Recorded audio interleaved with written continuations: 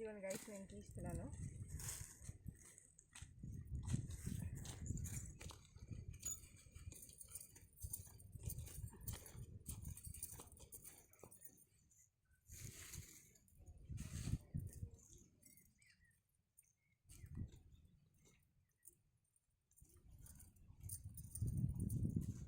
దగ్గరికి చూపిస్తా.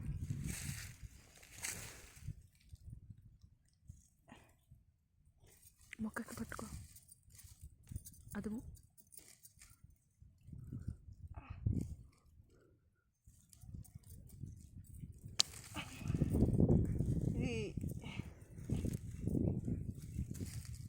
ఇదిగోండి గైస్ అల్లం